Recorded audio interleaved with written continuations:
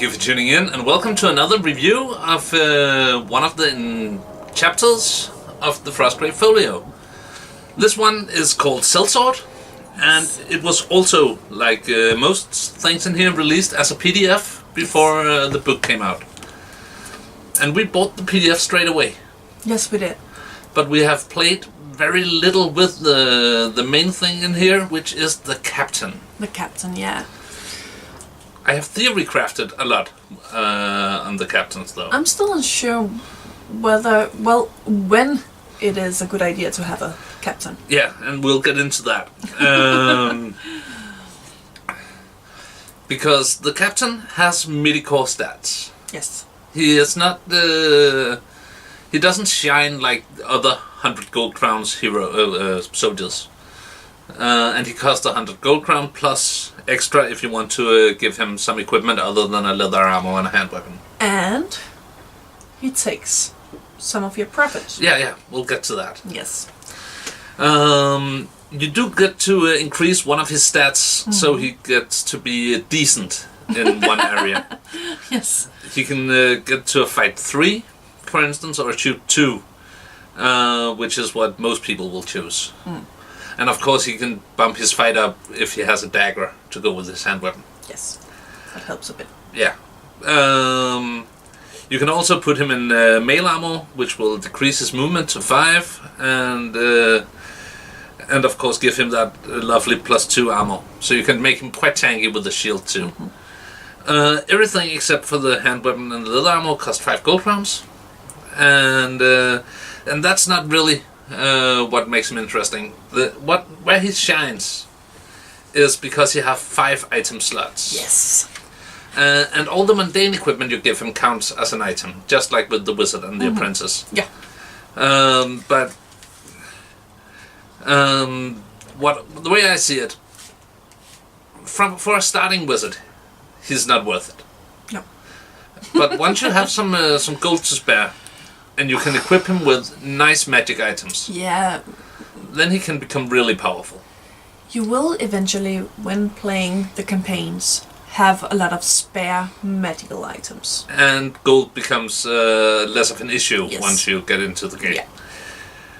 Because, as you just mentioned, he takes 10% plus 1% for every level of experience he's gained.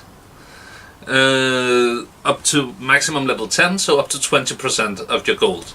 And that's all your gold. Also the stuff you get from selling items. Yes. Which is more bookkeeping than I like, to be honest. I think that's our main issue with the captain. But yeah, he gains experience, not like a wizard, but he gains experience just for taking part in the game. Yes, it's an XP. He gains experience for not going out of action. Yes. He gets experience for taking out enemy soldiers and neutral creatures. Ooh. And he gains 20 experience for taking out enemy spellcasters. So he doesn't have... Well, his experience table is more like the one you find in Maze of Malcolm. Yes, a bit more. Well, what most people really like about the captain is his tricks of the trade. Yes. Which is his quote-unquote spells. Yeah, that's how you can They make are, him special. Yes. He starts with 2 of these, and they are once per game only.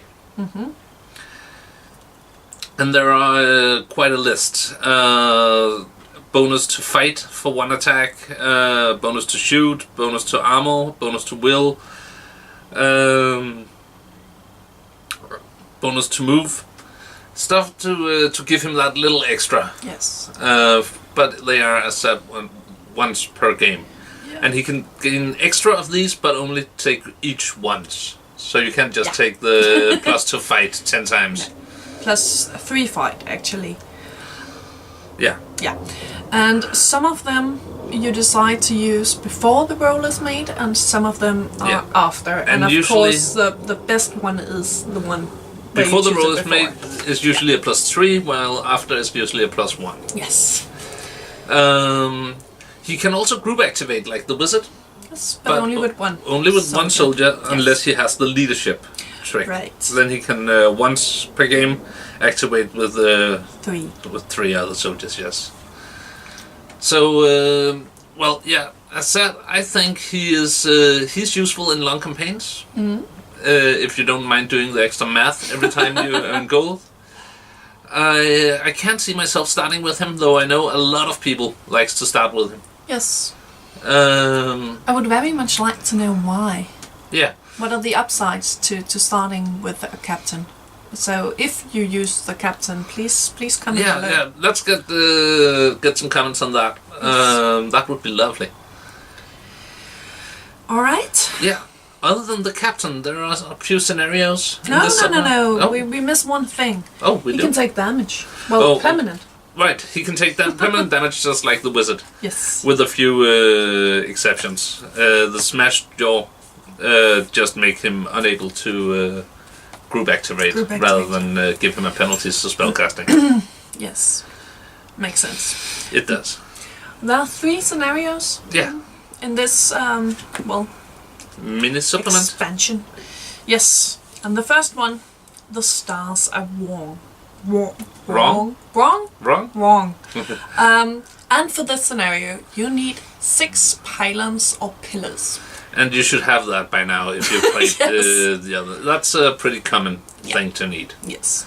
6 statues or pillars or pylons. Yes. You also need, 2 tiny pieces of paper. And I only added that because I should remember to say that that one of the things with this scenario is that you write down a spell school, and when starting the game you reveal your tiny bits of paper, and those schools can't be used at all during the scenario, so you can't use spells or scrolls from those schools. So, which is quite interesting, actually. Yeah, and that's a theme with these scenarios. They are anti-magic because they're introducing the captain, and he can't use magic. So it is scenarios where he can shine. Yeah. Yeah. Then there are with magnetic force, and you have everything for that. You don't need any special terrain or. It's just a regular game of Frostgrave with some special rules, not requiring extra stuff. There are some magnets under the board, and sometimes they are turned on, and when they get turned on, then treasures not picked up will move, and you'll get some penalties to shooting and wearing armor. But is there any anti-mage stuff in this one? Nope. Nope. So that is actually not an anti-magic scenario. It's not. Then finally, the third one, the Pits of Null. And they are very anti-magic. Yes. So you need 5 pits, 2 to 3 inches across. We use craters. Yeah. I'm not sure if we can see anyone. There you go. Yeah. They're probably a bit big for the purpose, but that's what we have. Yeah. And then you need 4 nullmen plus 1 for each turn. And what is a nullman? A nullman, yes. Nullman, you ask. A nullman is can you find the picture? A featureless human glowing with a strange grey light. They are drawn to magic, meaning they will walk in a straight line towards the highest ranking spellcaster within 18 inches. And if there are no spellcasters, they just move as all the rest of the beasts from the bestiary. They're also immune to magic, meaning they can't be targeted by or never take damage by spells. A figure in combat with a nullman can't use or benefit from any magical items, and magical weapons count as normal ones. So you can use your magical weapons, they just count as regular ones. But nobody makes nullman miniatures. No.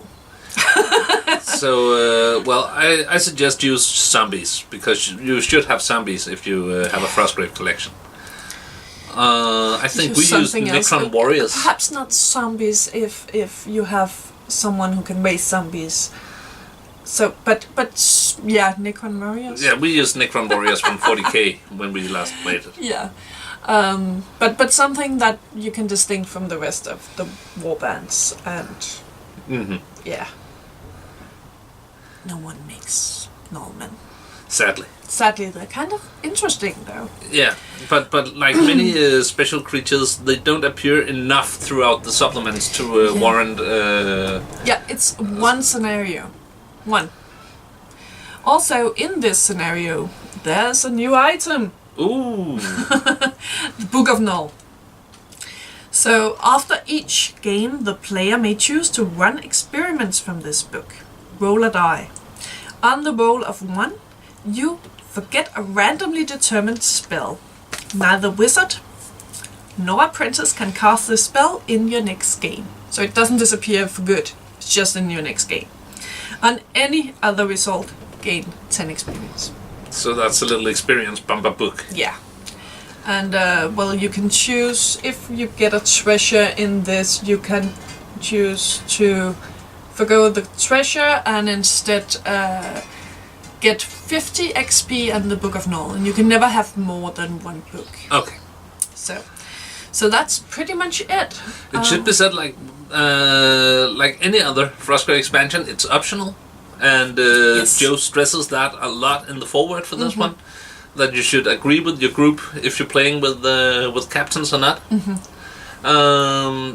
Personally, I think go ahead, play with them, but keep in mind that you might not want to add a captain, even though it's allowed. Even if you can, yeah. So I like the scenarios. They are quite simple, except the last one. But well, you can proxy your way. You have to proxy your way out of that because Nullmen. Yeah, I've seen people create Nullmen out of the Area 51 aliens. Oh yeah, sure, sure. Or if you're handy with green stuff, I guess you can. But it takes a lot of green stuff though. It can be done. We haven't tried. No. Not just for one scenario. One thing is the pillars. It makes sense to get 6 pillars because you use them in a lot of scenarios. But Nullmen, yeah, exactly. Yeah. So, also, of course, a huge thanks to Etienne from Asmodee Games for sending us a copy of the books. Now we have 2. Yes. And other than that, not much to say. No. Short little nice supplement. Yes. We'll be back for the next one. We will indeed. Until next time, take care. Bye Bye-bye.